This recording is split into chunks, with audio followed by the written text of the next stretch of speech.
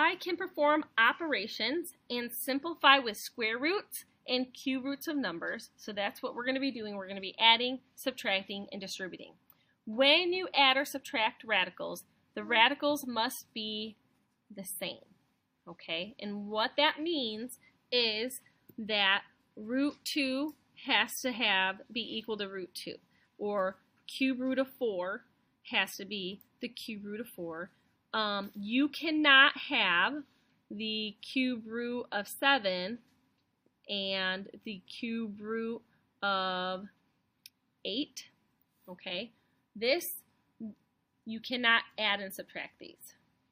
Cannot add or subtract. Okay? These are not like terms. So this would be similar to trying to add x and y. This would be similar to adding x and x, y and y.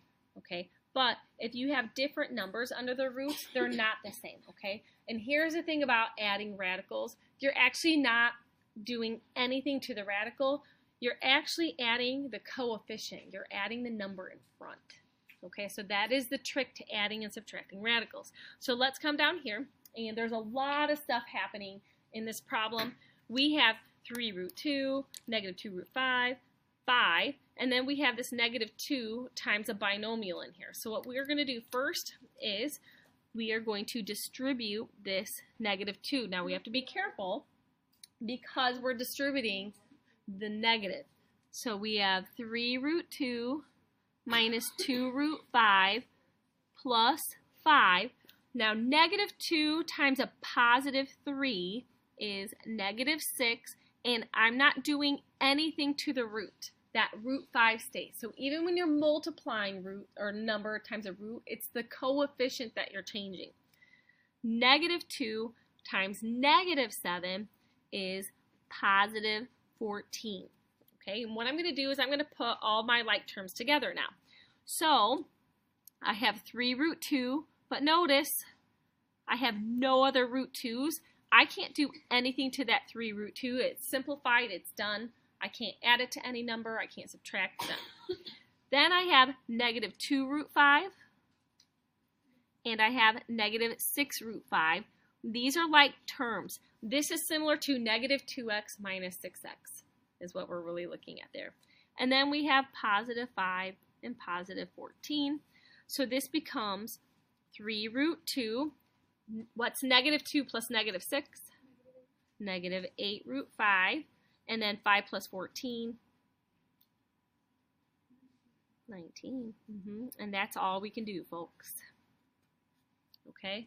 So again, even though it's a square root, and this is a square root, we can't add anything together because the numbers underneath the radical signs are different. When we do add, we're really just adding the coefficients, so we're not changing that root 5. You got to almost treat that root 5 like a variable. When you distribute a number, right, so that number 2, you're multiplying it by the coefficient of the radical. So we're not changing the number inside, just the number in front. So for 14, we take a look at 14, and at first glance, it's like, oh, done, right? We have no like terms. We can finish. That would be awesome. However, if you take a look, 12, 8, and 48, those can all be simplified. So we need to simplify and then see if we have any like terms. But as is, I cannot add any of these together. So what's going to happen is 7, this is going to be 4 times 3 here, minus root 8 is 4 times 2, plus 48 is 16 times 3, plus 4 root 2. Okay, square root of 4 is 2. Root 3 is just root 3. Square root of 4 is 2. Square root of 2 is root 2. Square root of 16 is 4. Square root of 3 stays, that's root 3. Can't do anything here. So now let's put together our like terms. Notice I have 2 root 3 terms. So this is going to be 14 root 3 plus 4 root 3. And I have 2 root 2 terms. So instead of saying like, oh, here are my x terms, here are my y terms, now we're talking about roots as almost like our variables. So I have minus 2 root 2 and then plus 4 root 2. And again, when we add roots, that root 3 stays. It's the coefficient of the roots that we are adding together. So 14 plus 4 is 18, and negative 2 plus 4 is plus 2.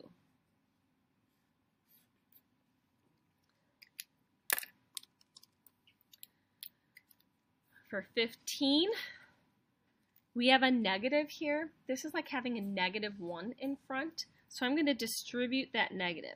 So what's going to happen is 2 minus root 3 stays. And then the negative to a positive 4 is going to be minus 4. And the negative to a positive root 27 is minus root 27.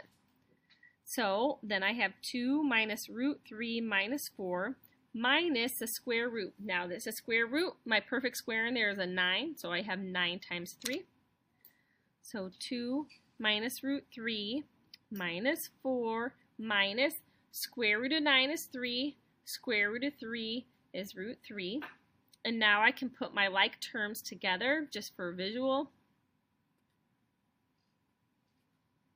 So I have these two and I have these two. All right, 2 minus 4 is negative 2. But you need to be careful here.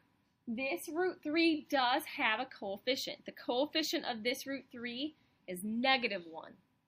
A negative 1 plus a negative 3 is minus 4 root 3.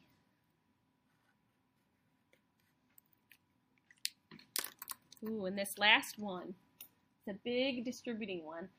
It's also, oh no, it's not difference of squares. All right, here we go. Let's go ahead and distribute. So what I'm going to do is I am going to, do you guys want to multiply the 2 to both and then the root 3 to both? Okay, so if I take 2 times 4 plus root 3, then I'm going to get 2 times 4 plus 2 root 3. And now if I take this negative root 3 to both, I get negative 4 root 3 and then negative root 3 times root 3. This becomes 8. 2 root 3 minus 4 root 3. This, remember, if we have the two roots together like that, that's minus 3.